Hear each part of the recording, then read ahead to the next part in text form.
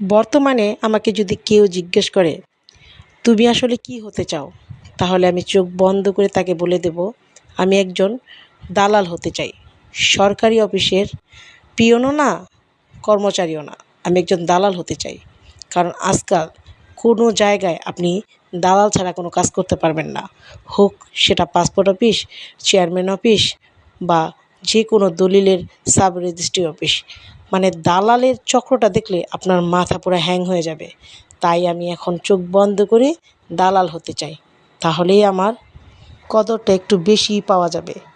কি বলেন আপনারা? এই পরিমাণ হয়রানি আমরা মনে হয় নিজের বাসাতেও হই না, যতটা হয়রানি আমরা বিভিন্ন অফিসে ঘুরতে ঘুরতে হই। মানে কি যে একটা অবস্থা, নিজের টাকায় কাজ করব তাও কোনো শান্তি নাই।